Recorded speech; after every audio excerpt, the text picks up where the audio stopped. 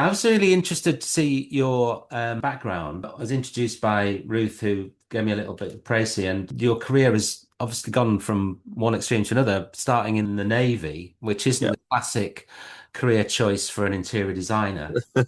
So it Um, was the Navy were, I mean, they turned up at my school by accident. So right, I was at this bare pit of a comprehensive school in Stirling in Scotland. yeah, And every day I was running the gauntlet of the various factions in the school. yeah, And I arrived at, although my mother is Scottish and my father is Irish, I arrived at this school in Stirling having been with them at school in England where they'd lived, you know. So yeah. I came in with an English accent and I was this target. Um, That must have been awful. yeah, it was the second year of the school, and children are merciless, you know. And I came in, didn't know anyone because it was just everyone had formed their little groups, Yeah, and it was, yeah, it was quite a harsh baptism. Anyway, the school rolled on a few years. My mother put me in the wrong year, so I was early finishing my education at 16, my hires and things that they do in Scotland. yeah. And the Navy an officer recruitment team for the Royal Navy pitched up unannounced. And I had nothing to do, and the headmaster said, "Go and watch their presentation." But they were lost. They were supposed to be going to a boys' private school called Strathallan in north of Stirling. But Right. this is before Google Maps, and they they turned up at Stirling High School. So I went to watch this thing, and there were five of us. They went to watch this presentation, and the Navy was so embarrassed. They invited all five of us on this Navy acquaint trip. So we were flown by our RAF Hercules to Lisbon in Portugal, then got back on an aircraft carrier and were taken back to Rosyth. So there was this 3 day officer acquaint trip. And, Wow. 3 months before I'd never even thought about the Royal Navy or not, let alone thought about being an officer. And at the end of the trip, I was a bit prone to flattery because someone was being nice to me. And they said you'd make a bloody good naval officer. And so, so I was like, oh, okay, I'll do that. And so there was this bizarre situation where I had to sit something called the Admiralty Interview Board. And my father was a policeman, and he was friends with a man called David Alexander who ran the Scottish Police College. And he'd been a Marine, and he coached me for my Admiralty Interview Board. And so I had the insight of this man who was a major general into how to handle this interview. And he saw me every week for about 5 months, and then I had the interview.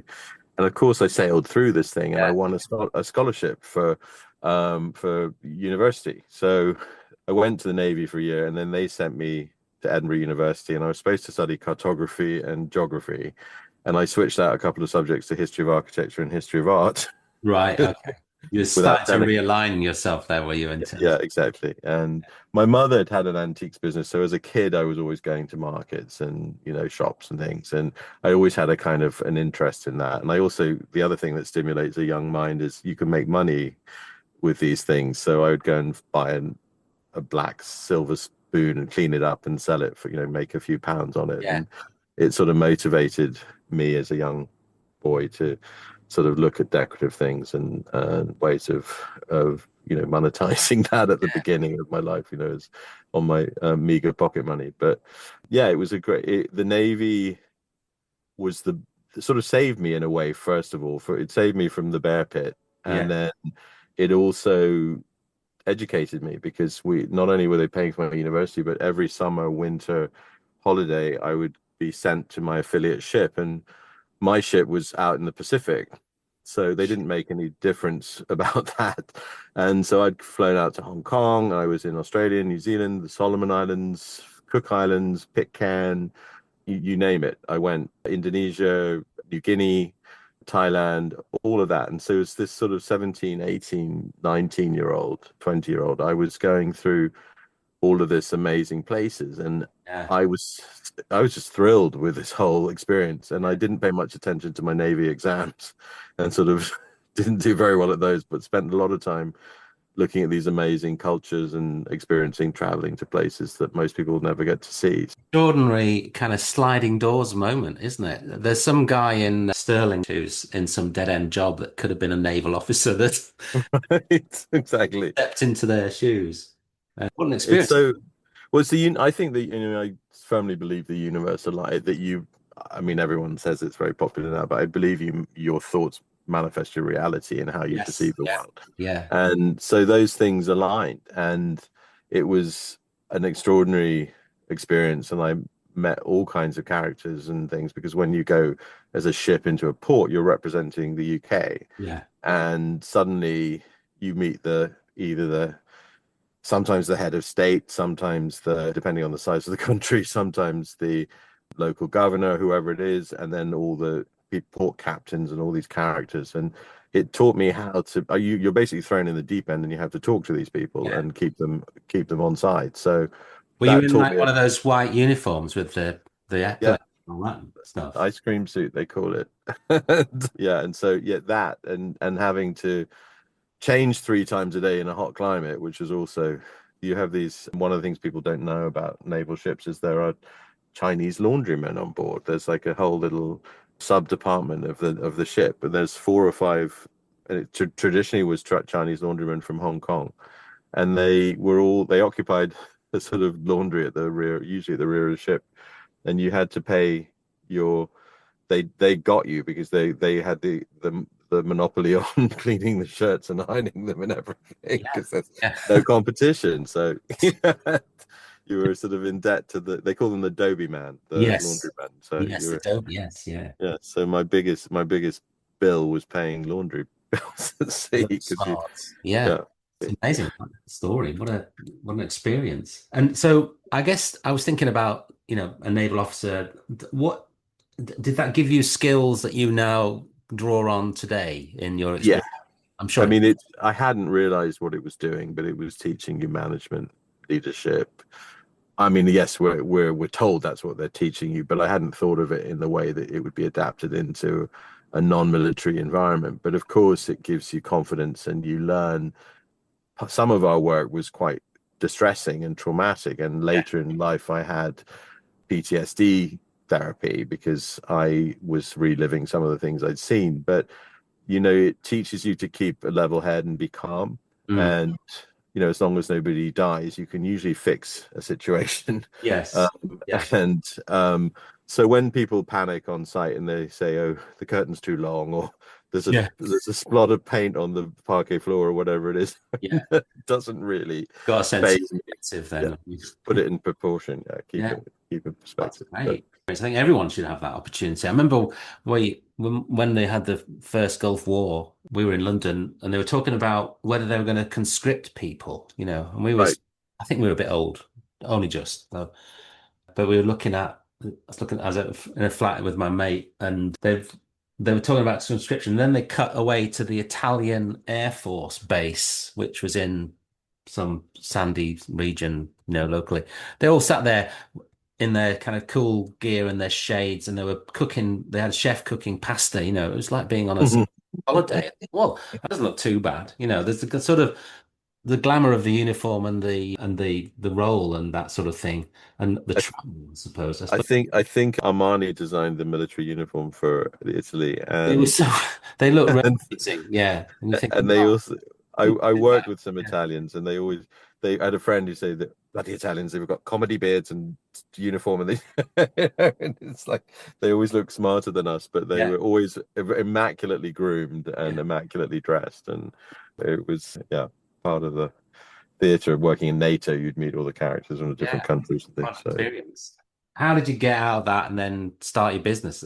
yeah, so when I mean, I'm a gay man, and at the time it was still a sort of strange dynamic to be gay in the armed Yeah, forces. And so I wasn't happy about hiding who I was, and couldn't be who I was, because who I am, because it was something that was frowned upon. And even when the law changed, it was still not entirely clear how people would be treated and so on. It used to be a court-martial offence if yes, if you were found out. So I came through my education at Edinburgh, and then went back to the fleet, and I found that my personal life was suffering because I was, at sea, and I wasn't allowed to tell anyone yeah, about and so that was quite hard for me as well, because I ended up having to leave before I should have done by resigning. They didn't know until after I'd left that I'm gay. And I told them afterwards, but there was this whole procedure, and they took the minute you announce you're leaving, they take a pretty dim view of you. Mm. And so that was quite a traumatic time for me, because and I also, I knew that I wanted to do something creative. And when everyone was at sea reading Jane's Defense Weekly, I was reading The World of Interiors. So how they didn't know I was gay, I don't know. How did you But get it out there? How did you get them delivered? Obviously delivered. BFPO, British Forces Post Office. Okay. Fair. And Yeah. so I would be reading these things, and there was an article by a man called Michael Player, who'd worked for John Fowler of Colefax and Fowler, Yeah. and he had this beautiful house in Scotland near where my parents lived. And I wrote to him and I said, I'm a 23-year-old naval officer and I'd like to become a designer, an interior designer. And of course, this old queen couldn't believe his luck Yeah. and invited me for lunch on my next leave.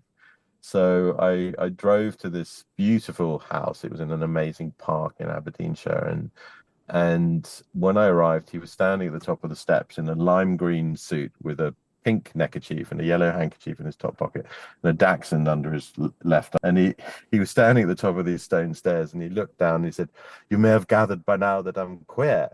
And I said, "Oh no, the thought hadn't crossed my mind." And then he said, "Are you?" And I was absolutely scared to death and said, "No, I'm not." And he looked down, and the Dachshund looked down, and I thought, this is all going to go horribly wrong. And I said, "Is it a handicap in this profession if you're not?" And he said, "It might help if you learned, dear." Uh, and that was my introduction to the world of interior design. And he then interviewed me for about 2 hours, and on the back of that, he satisfied himself, and he wrote to two designers that he knew. One was Imogen Taylor, who is still alive at the age of in her 90s, who was the head of Colefax and Fowler, and he wrote to a woman called Sylvia Lawson Johnston, who had a practice in Aberdeenshire.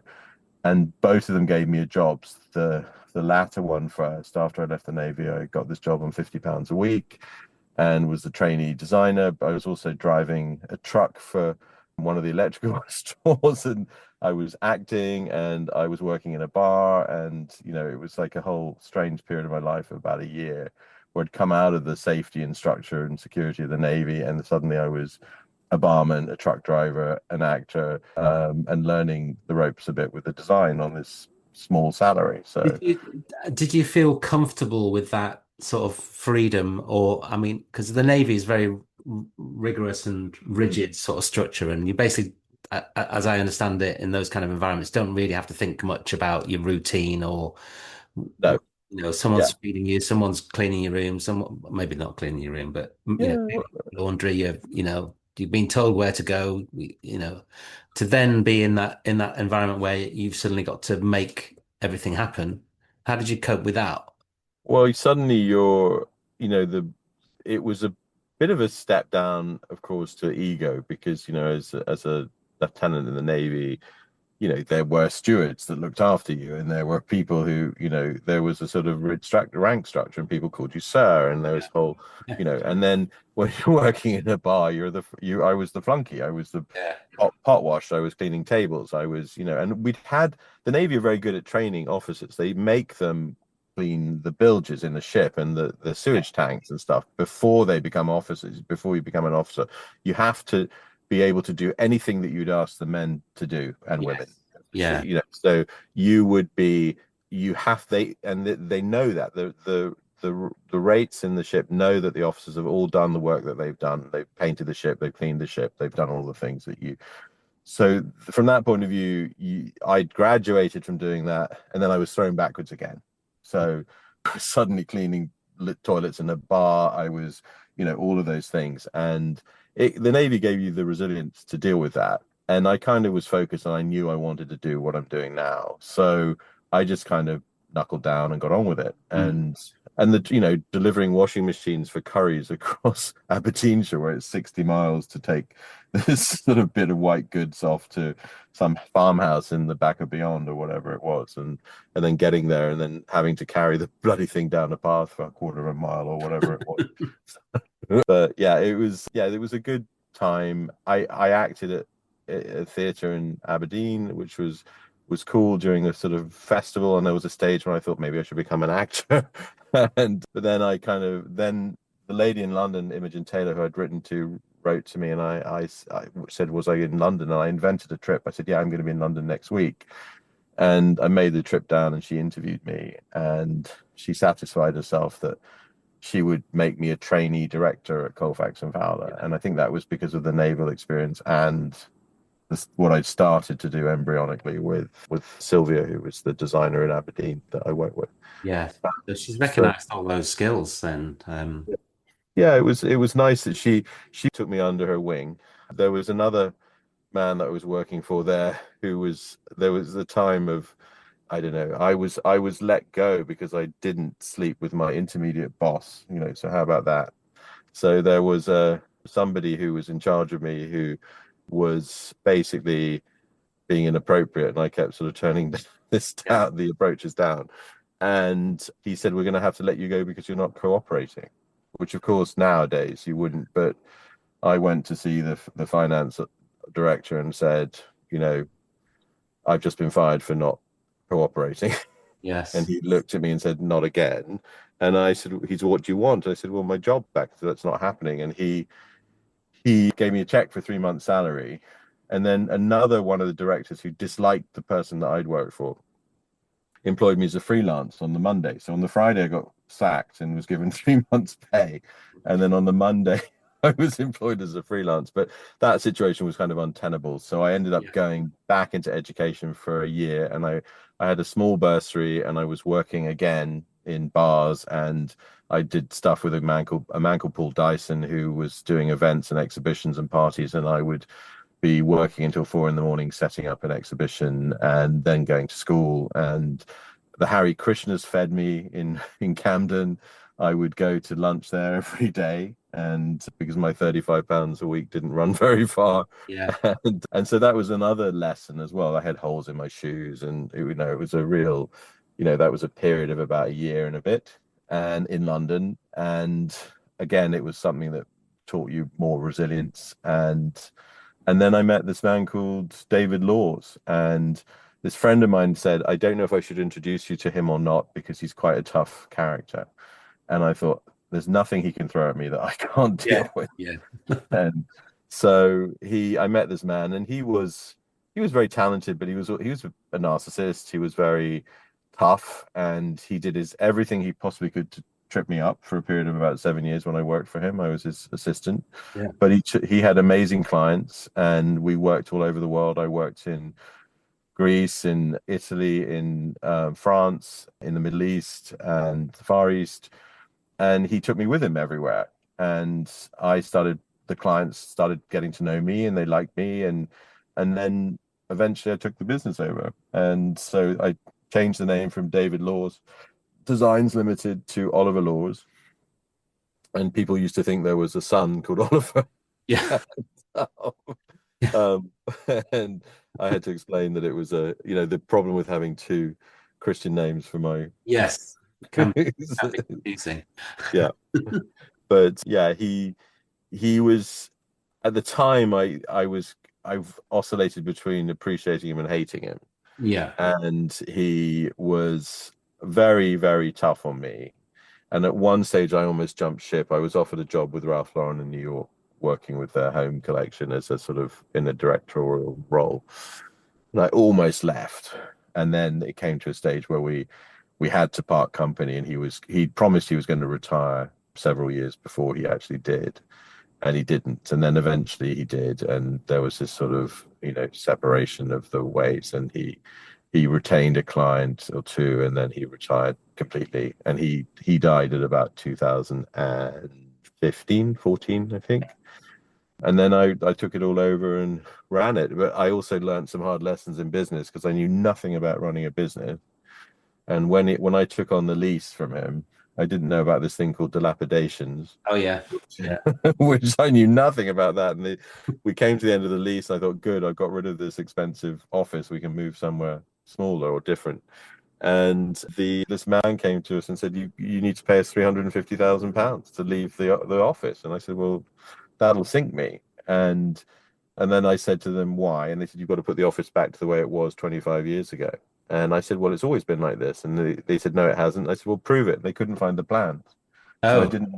So that taught me another lesson, was just because some man in a grey suit comes and asks you for £350,000, it doesn't mean you have to give it to that's quite a lot him. of delapse, isn't it? 350 Yeah, grand's worth. But yeah, yeah. yeah, the that's amazing. So, I mean, the way in which you describe that whole journey is kind of seamless and well organized. But was that how you was that No, you were looking at, or it was, yeah. I mean, it was a painful. It was like a divorce in a way, because yeah, he didn't really want to go, yeah, but also he didn't like that the clients liked me, and yes, which he'd set the situation up. He said he was exiting and he wanted out and he wanted to retire and all yeah, that. But also he hollowed out the business. There was no capital left at the time. There was a kind of government scheme where you could cash out, I think, up to £1 million in capital right, without tax by if you got rid of your shares. yeah, So there was literally nothing left, and he he exited, and then I had the dilapidations experience. Um, but it was, yeah, it taught me again about business, I suppose. And the I was naive and young when I took it on. I was 28, yeah, and I was like, yeah, I'll take over this lease. And what did I know about these things that people do? It was a very it was something I wasn't expecting and didn't know about, but I guess I now know about these things. And yes. What um, so did you? I mean, as opposed to just setting up by yourself, taking over the business, what were the benefits of that? I mean, you've obviously got the the back catalogue and mhm. the clients, Yeah. the name, but you'd already starting to establish yourself as part of that.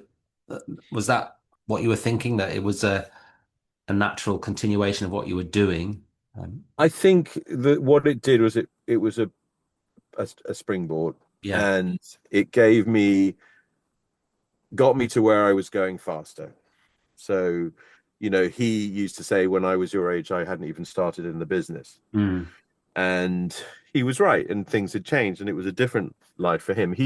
I actually really appreciate him now. And I still, when I say my appreciations every day, I appreciate David. Yeah.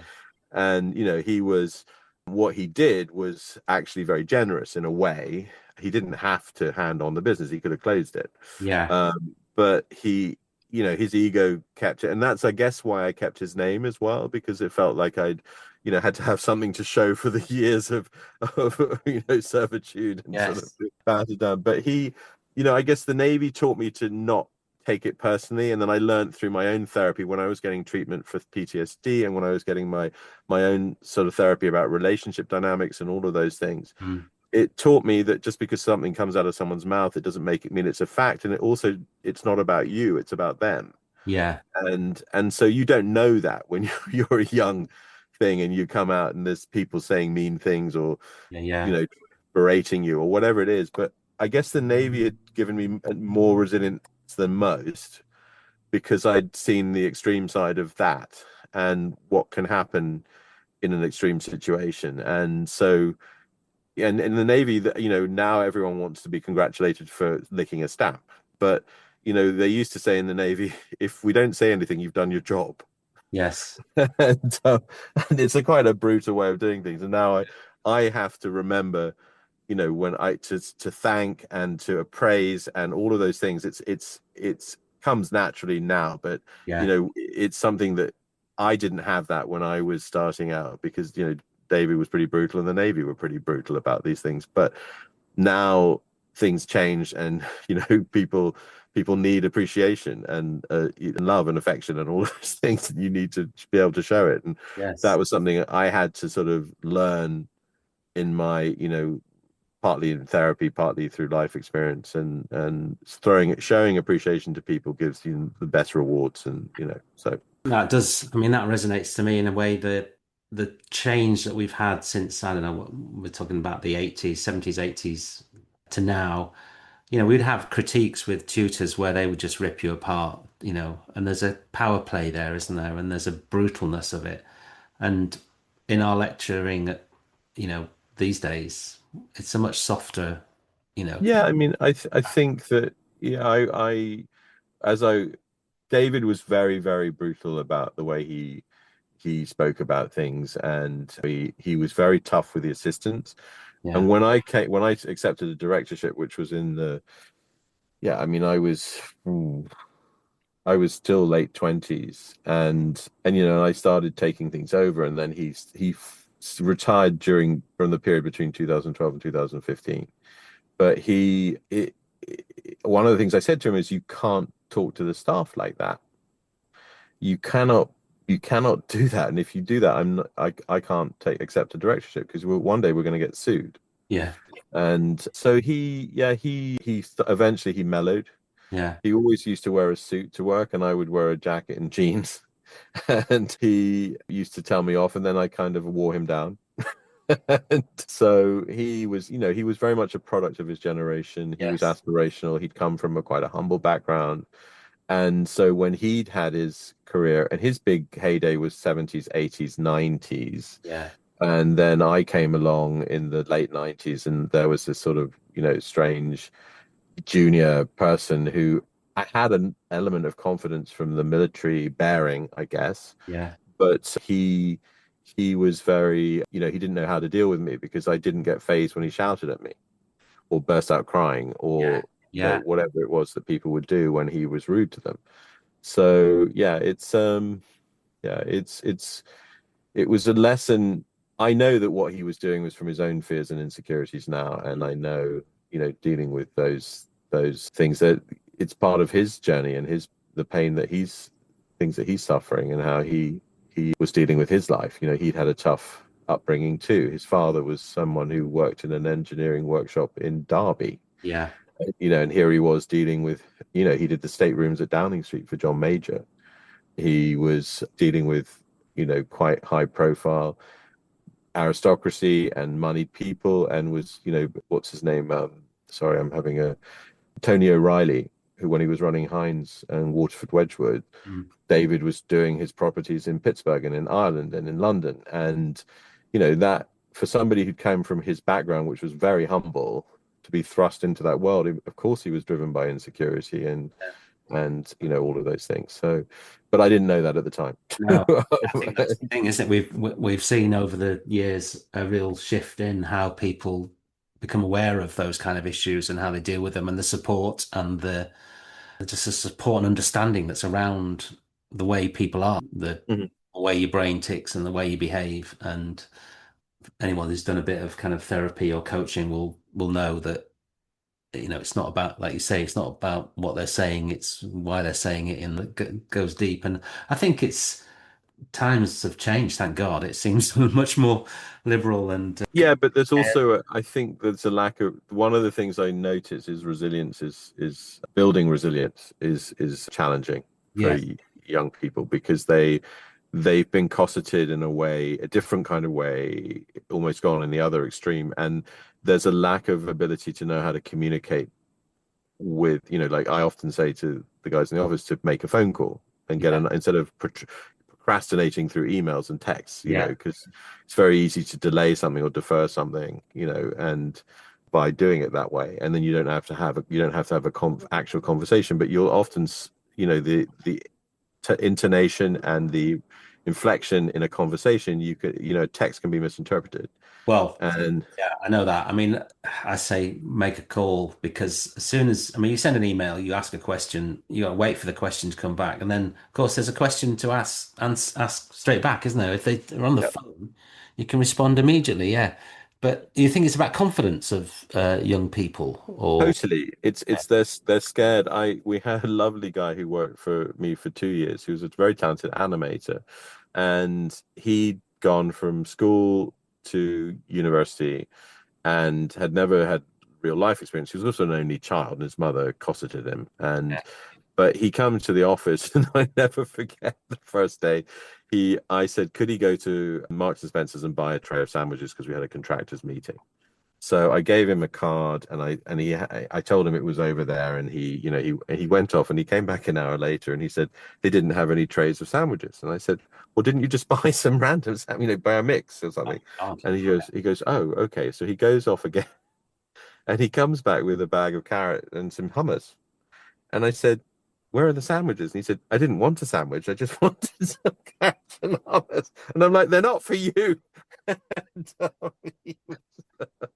and they had sticky labels on the desk saying how to answer the phone, how to take a question, all of those things. So because Yeah. it wasn't something that came naturally to, I guess, this generation, because they haven't had that kind of exposure or experience. So yeah, you have teaching basic skills is something that comes, often with employing juniors, and they're talented in other ways. I mean, they can whiz around a computer, or they Yeah. can That, I do. mean, I guess, yeah, it's then confronting people with hard truths, isn't it? That like this is what you need to learn, or this is how you need to operate, or Yeah, that's not the way to do it. yeah, and the client is not your enemy. The client's Yeah. enabling you to do what you love, hopefully, Yeah. if you love what you're doing. And so, yeah, it's they there was we've had a couple who get resentful when the client demands attention. Well, but that's what they're paying for, you kind Yes. of. So so yeah, I'm sorry, you can resent that, but they're paying the bills and your Yeah. wage. But Isn't it? um, Funny. uh, So the back catalogue of David Laws was mm, quite, well, did you continued working in that sort of area? Was that the area yeah, that you enjoyed, the more historic and I don't know how you would describe them, classic buildings? There's a lot of heritage and yeah, also kind of uh, high end. Was that luxury. It was a different journey to one I perhaps would have made on my own, but I had to become confident working. There were very senior members of society who'd made vast fortunes, and I won't say the names, but and had collections of art, that I'd seen in museums. yeah, So there was one client who had Liechtenstein's, Renoir, Monet in their drawing room. And well, the Liechtensteins weren't in the drawing room; they were on the staircase. But the Monet, the Renoir, the Manet, all of those things. And when I was 28, 27, 28, I did a course, a summer school called Attingham Summer School. And I finally got my company car and all this sort of thing. And I was going off to the summer school for 3 weeks. And the client, who was quite a strong character and had been used to money for, the family had money for generations, and they were big shareholders in a major oil company. And he said the prime minister was coming for dinner at his house, and he wanted me to take a Van Gogh from London to his house in the countryside on the way to my summer school that I was going. right, And I said, I cannot carry that painting in my car. And he said, why not? And I'm like, because it's worth this much. I'm not insured. And he said, he said, he said, just put the bloody painting in the car and yeah. come down. So I went into this house. They wrapped it in a blanket, and I was carrying this £5 million object Yes. and in the back of my Golf, and there was this thing, and I was thinking, if I have a crash, and of course it was fine, Yeah. and now I'm very confident about moving a £5 million painting in my car, but but it's I wasn't Stick the Liechtenstein on the roof rack. It'll be fine. exactly. Yeah. So, but it was literally that was an interesting lesson as well about perception and value and all Yeah. of those things. And and he was also about, at that level, he wanted the prime minister to see that painting. Yes. and, and that was all part of the show. So but it was a funny lesson for me, and I pinch myself sometimes because I've been fortunate enough to work with our king on charitable philanthropic projects, and I've also have to work with every tradesman in the building, and I pride myself on treating everyone with equity Yes. and Yeah. equal value, and appreciating what they do, because if you haven't got the guy who's going to fix the electrics and deal with the plumbing, it doesn't matter if it's the king or not, the project's not going to work and it's going to fail, and you need to be able to call on these people if there's an emergency, and they'll only respond, especially in London where there's many calls on them, Yeah. and if they enjoy working with you. Yes. And so Those relationships, isn't it? yeah, relationship building. And Yeah. So I was going to come on to the project with the king, but just first, just interested to your thoughts on how you perceived, what you were doing and what your design company represented and how that's shifted from the inheriting the previous version through to your version of it now? I guess I keep more of a spread. I mean, the projects can be literally a house, an apartment, a boat, a plane, a office, a restaurant, a hotel. And before, David Laws didn't keep much hospitality. He did Wilson's restaurant in Mm. St James's. He did work at Claridge's. He did work at the Berkeley. And I took on that mantle. I was also trained by a man called Micheal Inchbald. There was a little period before David where I worked with a man called Micheal Inchbald, who was a famous designer from the 50s, 60s, 70s. And when he retired, I helped him deal with archiving his projects and things as a sort of freelance job. So for me, I think what I like to keep a spread of private to public work. So commercial hospitality work, they PR the crap out of it. Everyone wants to see it. It's out there. Everybody's can see what you've done, and that's a very visible, and you get praise or you don't, but it's a very visible display of your work, and it's a way you can be proud and show off in a way of what you're capable of. Mm. Private work often can't be published. Yeah. And so people, when I'd finished this project with the Monets and the Manets and the Liechtensteins and all the rest of it, I wasn't allowed to publish it. And here was me, I was 28, 29, 30 doing this project. And my contemporaries were doing, 3-bedroom flats in London or whatever it was. And I wasn't allowed to say anything about it. It was like, he said, my friends will see this house and that'll be what you'll get from it. And I said, what? And that also taught me about validating yourself internally. Yes. And not looking for external validation and not dreaming about acclaim. And Yeah. and a lot of these awards dinners that people go to, you have to buy a table which costs some enormous amount of money, and you're effectively paying for your prize anyway. Yeah. So it's so for me, it taught me some humility again, another lesson which I kept getting on my life journey. Yeah. And it also taught me to, if I'm proud of what I've done, then that's enough Yeah. validation. Yeah. So and for me, I love, for me it's a bit like conducting an orchestra. One room could have elements from 40 tradespeople. Yeah. And you've got to bring it together into one harmonious whole and make the whole thing make sense and be also. I think the nicest compliment I ever had was when someone walked into a restaurant I worked on, and the restaurant had cost £5 million to fit out. It was a big restaurant, but it was a full fit out with, there was structure and mechanical, electrical, all of that, then the decoration on top. And they walked into the restaurant, which was in a heritage hotel, and they said, "What have you done here?" And I was like, "What the?" But then I thought, actually, it's a compliment, because they think it's always been here. Yes. And that was the point. I was trying to make it look like it was an early incarnation that had been redecorated, even though I was creating the bones of it in the interior architecture and then decorating on top. Yeah. But I'd achieved what I'd set out to do. And so this friend who said, "What have you done?"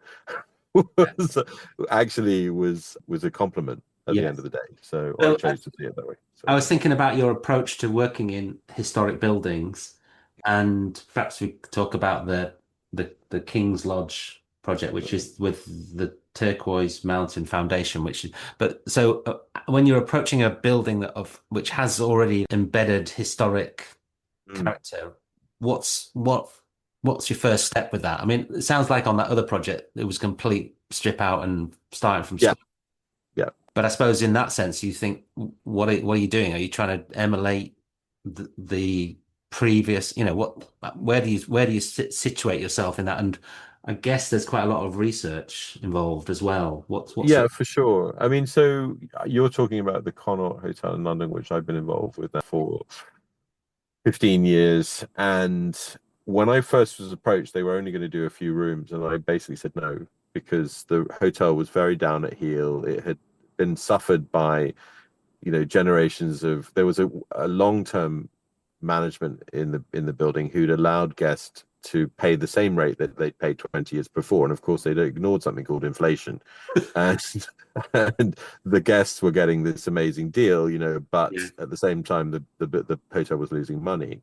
And so they came to me and they asked me to look at it. I'd been working at Claridge's, which was the sister hotel, and I thought, I don't want to work there. It's like it's all run down, and Yeah. and then they came back and they said, well, actually, we're going to do more of the hotel. And then I said, you need to do all of the hotel.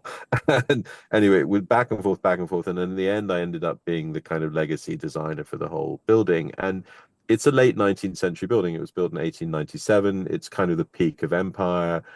It's not a period that I'm overly fond of at first because it's 19th century. It's I prefer sort of, less strong lines and things. But anyway, they took me into the project, and I had to think in the style of the hotel and work with it. And that was rearranging their art collection, the furniture collection, opening up the main staircase, which had been filled with fireglass on the sides. So Oh, yeah. when you walk in, again, it's a hotel that, the Grosvenor estate came in and said, "What have you done here?" The main staircase was boxed in when I went, and I opened it up. I opened the fire separation zone out to a bigger space, and we had all the balustrading that was missing recarved, Yeah. and it feels very authentic to 1897. The main staircase, it was relit. The art was hung in a particular way where there were lots of portraits of women, dogs, and horses. And so when you walk down the grand staircase at the Connaught, you're coming from the sixth floor to the ground floor. There's a portrait of a woman, a dog, a horse, the Duke of Connaught, and that repeats when you're going down because they're different periods and it's a collection of art. But I tried to create some kind of system in the hang of the paintings and the art there. And yeah, it using things like block color in a traditional interior makes it feel more contemporary. Mm. Using contemporary furniture in a historic interior and some mixing it with contemporary art and stuff starts to make it more relevant. And one of the nicest briefs I've ever had from a client was make this project look like it's been in continuous ownership since it was built, Yeah. but reflect my collection and my objects and the things that I love. And so that layering, which gives an integrity, the Connaught has an integrity to it, which I don't think you get in any other hotel in the world, because it feels, perhaps there's one in Edinburgh called Prestonfield House, which is owned by someone called Jimmy Thompson, who created an interior over 30 years with his own collection. But the Connaught has an integrity to it. It's been a hotel since the beginning and it's got a collection of things that have also been in the hotel since the beginning. And we've added to that and augmented it and enhanced it and edited, and it's now got a very secure place in London hotellery because it's very much loved by its very loyal clientele. Yes. So there's that sort of honoring the history, but updating it in a sensitive way. Right. Yes. So we just did 88 rooms and suites in the hotel, refurbished them. And rather, it finished last week when I hung the last painting in the last suite. And it Wow. was all rather unceremonious because we'd been so discreet in doing 5 rooms at a time over 2 years that the guests hadn't noticed. And Right. it was rather nice that we were able to do that. And they feel like it was ever thus when they walk into Always the been there. suite. Yeah. Yeah. And so that was a wonderful thing to do. But also, again, you got to validate yourself from inside because no one's going to say anything to you. And it's been a nice thing. But you were mentioning about the King's Lodge, which Yeah. is So I'm interested in that, the relationship. Did that come out of this project as part of the brief or no, I kind of it was me opening my big mouth. So the relationship with Afghanistan started in the hotel in about 2007 when I was appointed as lead designer for the Connaught. Mm. I was also became friends with Rory Stewart, and the King, the then Prince of Wales, introduced us in 2004, I think. Right. And So you a just friend said, of sorry, just to butt in, you just said the king introduced you to somebody. I mean, that's not the sort of thing that happens on a daily basis, is it? Well, how did that happen? I I was one of the graduates of the Princess Foundation, so I Oh, went that's back to yes, okay. education, So you've got an in. and I Yeah. had to, I guess, but I also done various work. My mother used to beat it into me that I had to put back, and so Yeah. I got involved with some of the Prince of Wales's charities and helped secure funding for certain projects and so on. And then I had a friend who'd set up an orphanage for war orphans coming out of Afghanistan into Pakistan, and it was called the Suman Foundation. And I introduced her to Prince of Wales, and we were trying. There was this brainstorming about a way to help in the region, and then Rory wrote his book called The Places in Between, and he volunteered to go out. And a client of mine was very generous and gave some uninhibited funding, and we restored. There was a district in central Kabul called Murad Khani, which was restored. It was about 140 buildings, and that's obviously an ongoing project. There was a huge team from Turquoise Mountain, and they employed a lot of people. And then also City and Guilds, who are an amazing organization, set up an accredited course structure for training the students. And so these artisans that were restoring things, the legacy there, which is wonderful in Afghanistan, is there's now an institute, and it's become the de facto sort of arts and restoration school in the country, in Afghanistan. And I'm still going there. I love the country. It's an amazing place. And when I was appointed to work at the Connaught, I thought how wonderful to be able to communicate that aesthetic to a London audience. So the chief executive of the hotel group at the time said, why are you doing an ethnic room in a Mayfair hotel? And I said, well, in the 18th and 19th century, people who lived in these houses would have gone and traveled, and they'd have brought back things from their tours. And we're going to create an Afghan suite at the Connaught. And he said, well, you have to pay for it if it goes wrong. Right. So I signed this piece of paper, and then I literally, there was no DHL at the time or any of that stuff, and I managed to convince a friend in the Air Force to stick a pallet on the back of an RAF Hercules plane back to the UK with all the carved wood and everything on it. And it came back to RAF Lynham, and then a team of Irish shop fitters and me went to go and get it, and we installed it, and the suite became popular with the King of Malaysia and the Kings of Leon. Right. I used to say that thing, and it became one of the most popular suites in the hotel because we'd opened up the attic and made this wonderful carved paneling, and it's a really wonderful sort of studio space, and that's called the Prince's Lodge. Anyway, 10 years later, I sort of stuck my neck out again and said, can we do another one? And on the opposite side of the corridor was a rather awkward space, and they said you can use that space. And so it took me 4 years to navigate getting the ownership there'd been an ownership change, and getting the ownership to agree to do what's effectively a very large charitable donation to create this new space. It's not an obvious thing for a hotel to do, because when you take a suite offline, it's revenue. And you have a thing called displacement, which means that all the money you're not earning from that suite is stacking up until you put it back online again.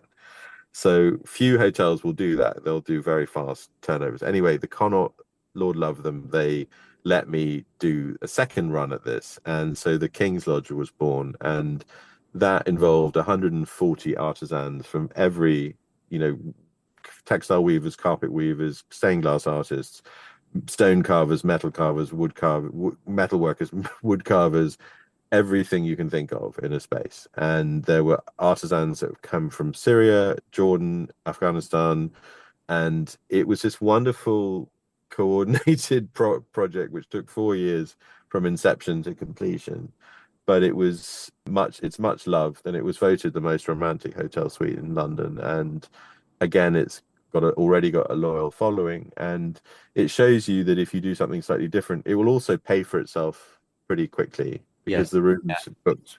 So that's a nice journey, and the Connaught loved the relationship with Turquoise Mountain, and they took the risk at the beginning to do the first suite, and that gave the connectivity for Turquoise Mountain to go on to work with other brands, luxury brands and high street brands, to produce carpets and jewelry and illustrations and wood carving and all of those things. And it started their creative journey with a commercial arrangement, which is supporting a group of artisans in developing countries, post-conflict, post-disaster areas. That's a story. I mean, in terms of the design process, how did you translate your kind of ideas of the spatial arrangement and the decoration into the actual final products? Because they're all elements crafted. I don't know whether, maybe you've got other multiple craftspeople coming together in the same zone, haven't you, from different. Well, I mean, not to be mean to craftspeople, but everyone's a prima donna. And, and of course they are, because they're special and wonderful at what they do. Yeah. But you've got that, and then you have to bring them all together, and it's a bit like herding cats. Yes. Because everyone's jumping off in a different direction, and you have to be very diplomatic and balance, somebody's, often the ego against, being part of a bigger whole and all of that. And, Yeah. and anyway, success has many authors and lots of people saying, look at my project. And then again, another loops right back round to validating yourself and, people claiming responsibility for things or whatever it is. And it's a kind of, again, it's a kind of compliment and not, not taking any of that stuff too seriously. And again, I love playing and literally physically manifesting my dreams. Mm.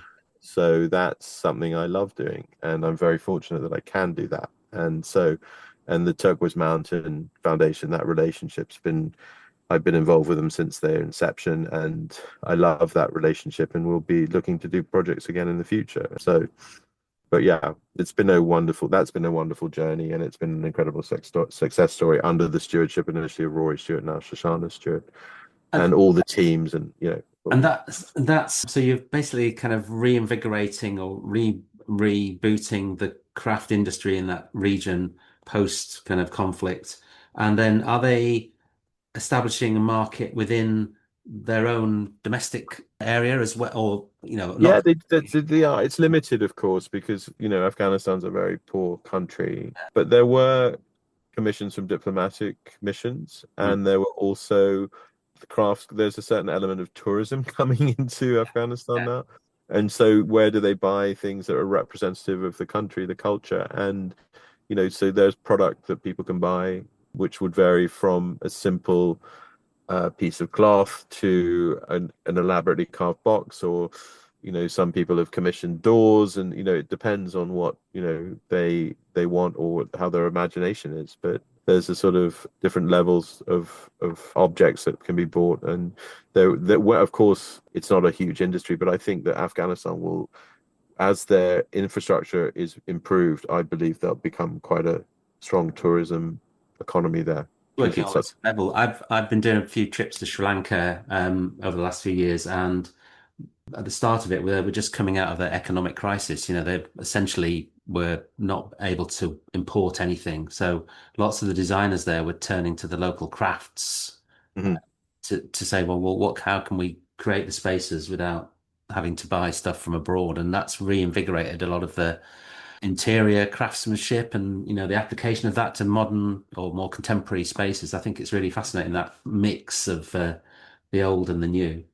Yeah, I love Sri Lanka. I got to know Sri Lanka a little bit. It started about 3 years ago, and I went there because it was cheap to go there at first Yeah. because of all the troubles that had been there. And then I got to know it a little bit, and it's the most extraordinary, wonderful place to be. And I think their tourism sector is sort of booming now. They're Yeah, I heard it's the number one s- kind of spot for UK travelers. Right. Well, Wow. it's interesting because Yeah, it's I used to describe it as it's India without the population. yeah, So it's all that, there's not, it's not a crowded place. I think the whole population of the entire island is about 5 million or something, but yeah, it still has all the wonderful history, and it's a beautiful place. And if you're a surfer, you go down to Wollongama or Hangama or yeah, yeah, Galle, those yeah. places, and then you can go in country to see the tea plantations. And there's very much a big culture of Ayurvedic and medicine and wellness there, Yeah, and yeah, it's a good place to go for your mental health. I can exactly. tell Yeah. you that. So, I'm going there next week. I'm going to teach, amazing. so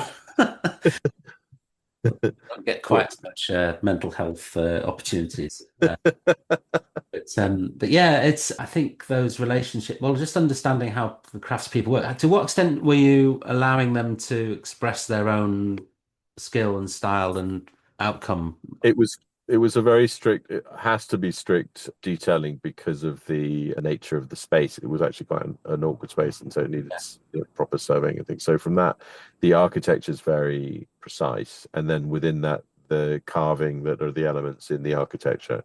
The textiles, I guess, are freer, and Yeah, the carpets were designs that they were historic designs because of the nature of the project. One of the nice things about the Turquoise Mountain and the City and Guild structure was it teaches them the language of their designs and things from the historical point of view, and then when they graduate they can express themselves in making furniture, modern furniture and contemporary pieces, but they've got the discipline of knowing the history and the tradition. Okay. So Do you think we've lost that in our domestic industry to any extent? What do you do when you're looking for the equivalent craftspeople in the UK? they, Are there they enough? exist, but it's very few and far between. There's a York is very good for restoration and skills for training people in certain things, and there are certain schools. There are private furniture makers and things that, but yeah, this they're becoming it is at risk, certainly, that. And I always support artisans in a project. For me, the great joy is, working with a bespoke plaster worker or a wood carver, or some element within the room will be completely bespoke or Yeah. made to measure. And so embroidery, that sort of thing. But, again, a great sadness of leaving Europe was I saw Europe as one big country. Mm.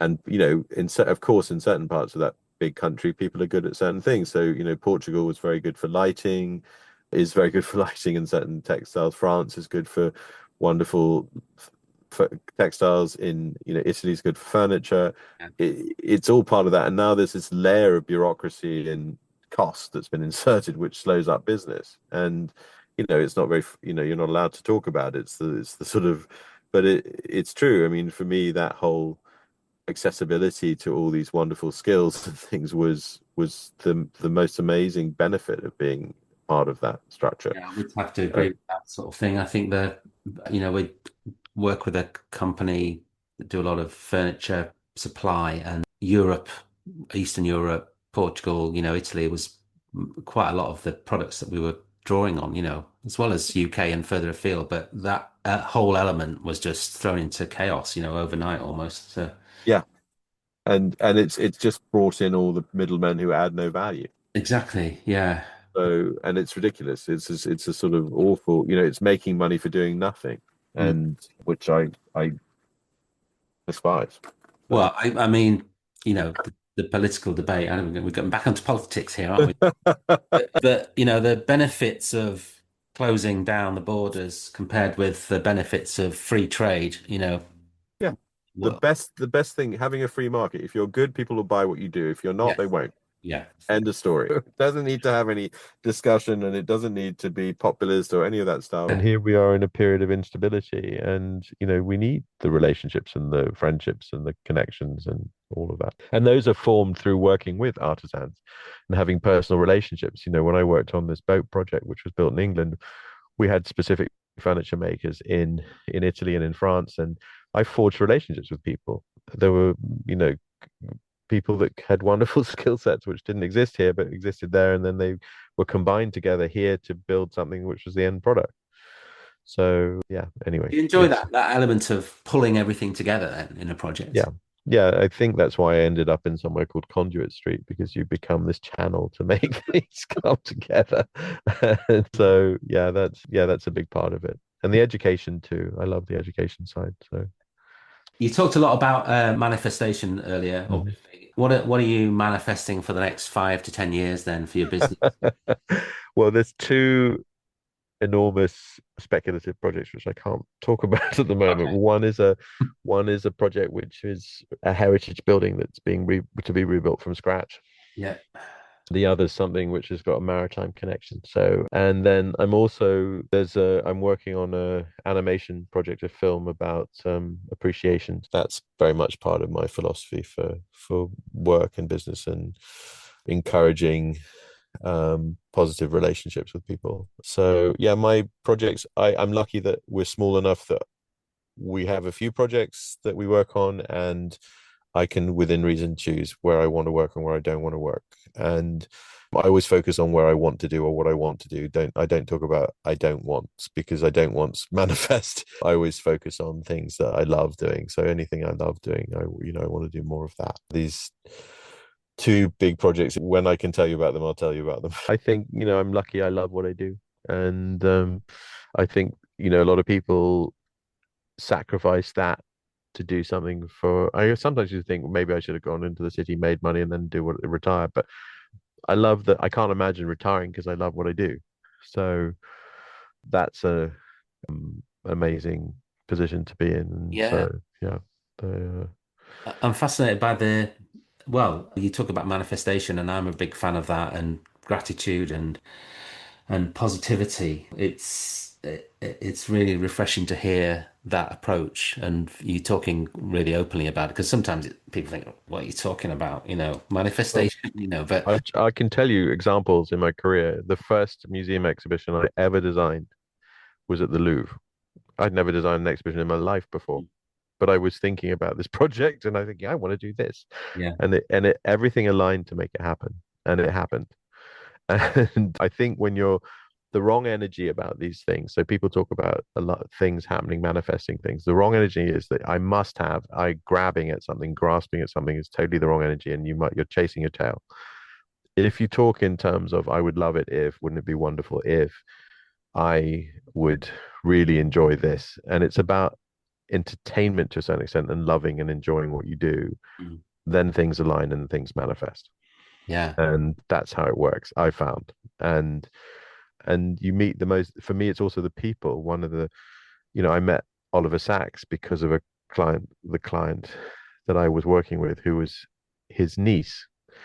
And this amazing mind sort of taught me about gratitude. And here was I suddenly, I didn't come from anything particularly special, but meeting these amazing characters. And I think the work that I do allows me access to certain things and experiences, and that could be the most amazing plumber in the world, or it may be a head of state. Mm. And it doesn't matter which. And sometimes you want to spend time with the plumber because they make you laugh, and sometimes you want to spend time with someone that you're learning from who's achieved greatness in their life. And so yeah, I always approaching something with joy and appreciation, and that to me is the most important philosophy. So That's very responsible. Well, you're not moving, are you? actually, and I've got a faded t-shirt. I might go and put my sweater on. Hang on one second, which is That's in the fine. back of the car. One second. Just going on a thumbnail, but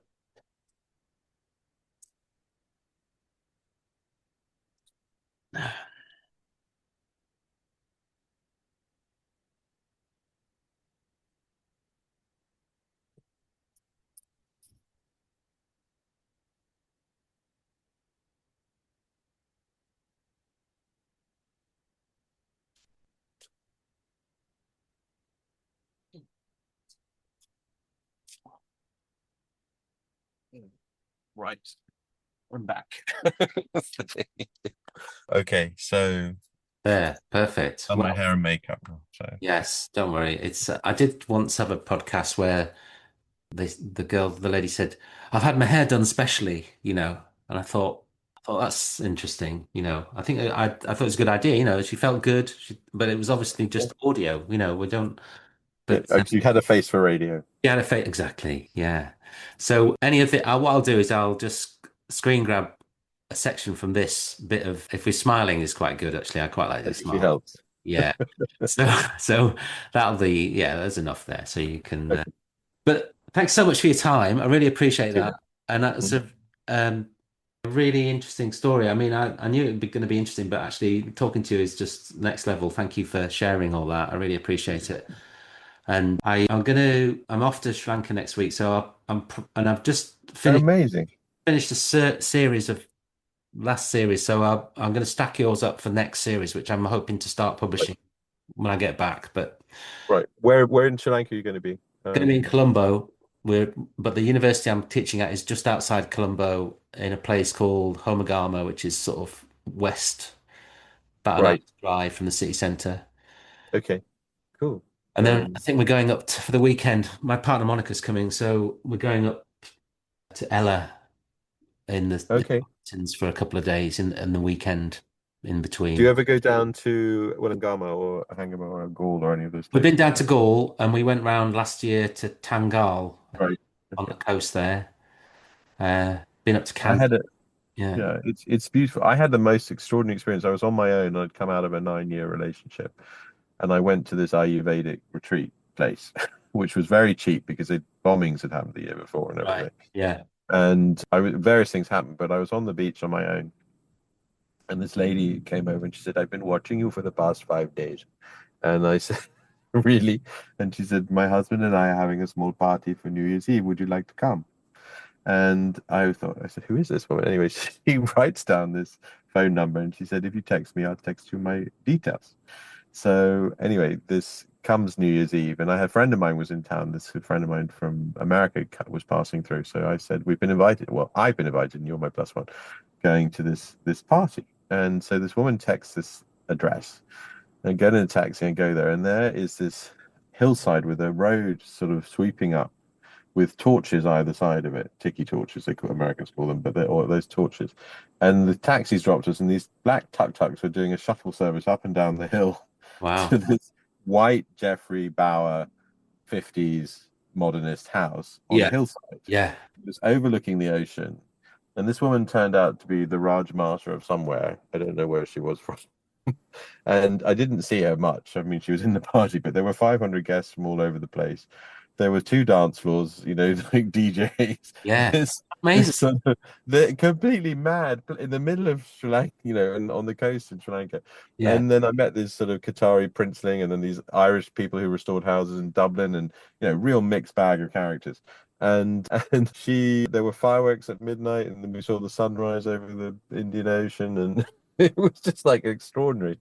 And I don't think if I'd been traveling with someone that would have happened to me. It sort of just was Yeah. this extraordinary thing. But it was a fascinating, that was the last thing I was expecting in Sri Lanka. But Sri Lanka was a joyful place for me, so I was It's very a happy. beautiful place, and the people are so lovely as well, I find. And yeah, yeah. I'm Uh, teaching there for 2 weeks, so it's Nice.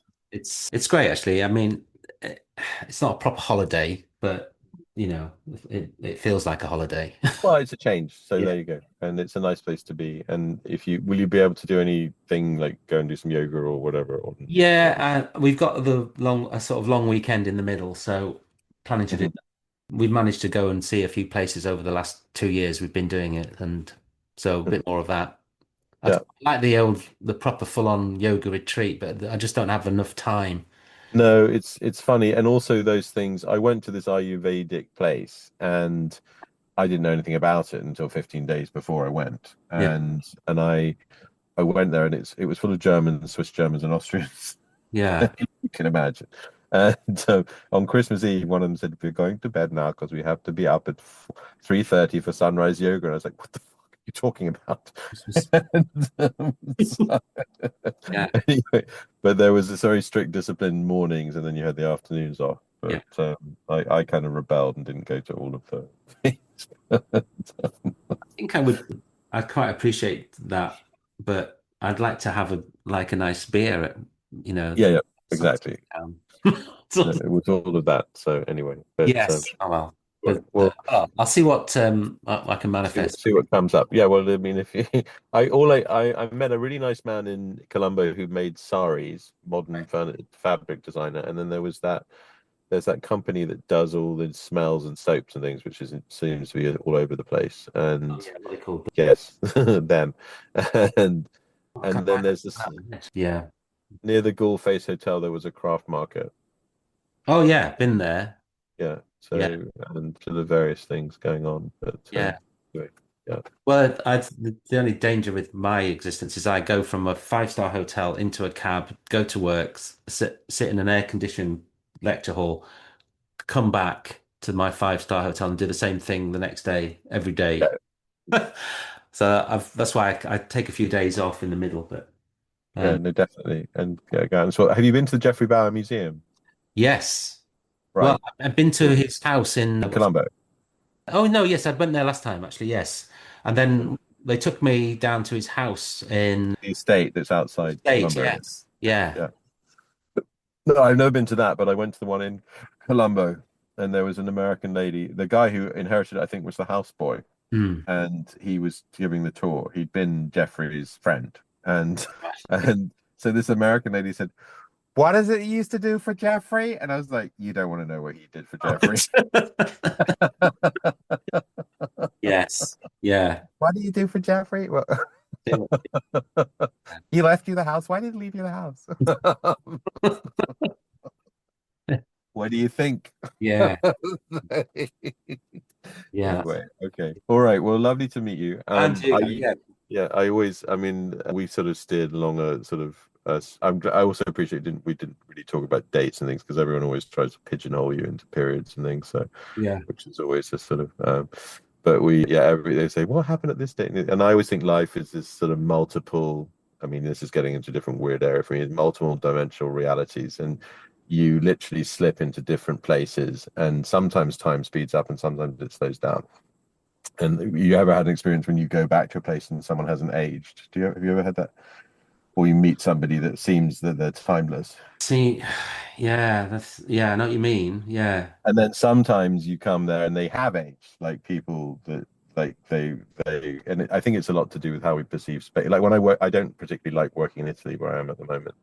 And the time goes by really fast because I kind of make it go past fast. Yeah. Yeah.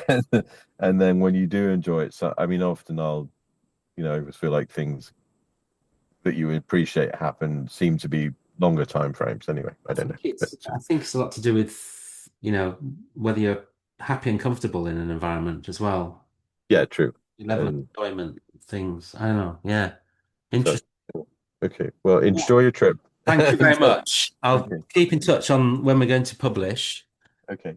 and I'll just lean back into more manifestation because inspired by the success you're having, I think I need to revisit my manifestation goals.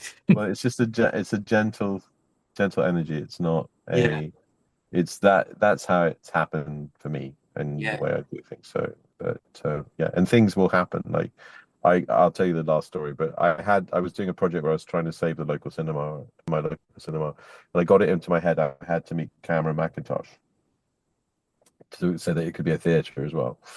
And on that was on the Friday, and I was thinking about Cameron McIntosh, and I had to get on a flight to Bordeaux on the Monday, and I always sit in the same seat, and the aircraft wouldn't let me book that seat, and I was really pissed because I always like being in an aisle so I can get out.